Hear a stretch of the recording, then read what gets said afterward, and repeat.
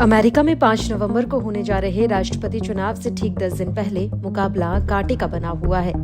देश के उपराष्ट्रपति कमला हैरिस और पूर्व राष्ट्रपति डोनाल्ड ट्रंप दोनों ही बेहद कड़े मुकाबले वाले राज्यों में लोकप्रिय मत हासिल करने के लिए बहुत ज्यादा मेहनत कर रहे हैं। CNN ने इस चुनाव के बारे में राष्ट्रीय स्तर पर अपना अंतिम सर्वे किया, जिसमें पाया गया कि 47% वोटर्स डेमोक्रेटिक पार्टी के उम्मीदवार कमला हैरिस का समर्थन करते हैं और इतने ही फीसदी मतदाता चुनाव में रिपब्लिकन पार्टी के उम्मीदवार ट्रंप का समर्थन करने की बात कह रहे हैं।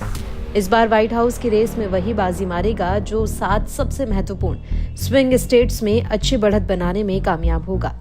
स्विंग स्टेट्स उन राज्यों को कहा जाता है कि जहां पर मतदाता अभी तक ट्रंप और हैरिस के बीच फैसला नहीं कर पाए हैं। ऐसे में आइए जानते हैं कि इन 7 राज्यों का चुनावी गणित कैसे व्हाइट हाउस का रास्ता तय कराएगा।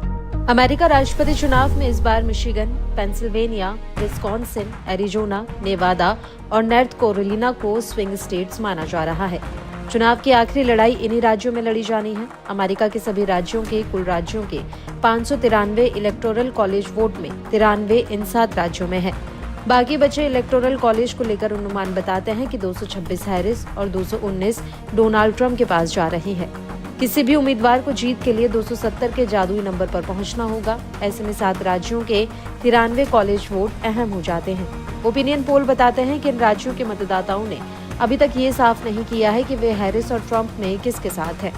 2020 के इलेक्टोरल कॉलेज का फैसला पेंसिल्वेनिया में 1% से भी कम अंतर से हुआ। न्यूयॉर्क टाइम्स के पिछले सप्ताह के सर्वेक्षण से पता चलता है कि इस बार 7 स्विंग स्टेट्स में डोनाल्ड ट्रंप और कमला हैरिस के बीच कांटे की टक्कर है। सभी राज्यों में दोनों के बीच अंतर या तो प्रतिशत में या फिर अधिकतम 2 अंकों का था। सभी 7 स्विंग स्टेट पेंसिल्वेनिया के सबसे ज्यादा 19 इलेक्टोरल कॉलेज सीटें हैं। इसके चलते ये अहम हो जाता है। ट्रंप और हैरिस के साथ ही उनके सहयोगी उम्मीदवार दर्जनों बार पेंसिल्वेनिया का दौरा कर चुके हैं। इसके साथ ही यहाँ पर टेलीविजन विज्ञापनों से भी पहुंचने की कोशिश जारी है। अगर हैरिस पेंसिल्वेनिया हारती है तो नॉर्थ कैरोलिना या जॉर्जिया में से किसी एक को जीतना होगा, जो एक मुश्किल काम होगा। 4 दशक में केवल 3 बार डेमोक्रेट्स को यहाँ जीत मिली है। अगर ट्रंप पेंसिल्वेनिया हारते हैं तो उन्हें विस्कॉन्सिन या मिशिगन में से एक को जीतना होगा। 2016 में ट्रंप को इन दोनों राज्यों में जीत मिली थी और वह 1980 के बाद ऐसा करने वाले पहले रिपब्लिक नेता थे।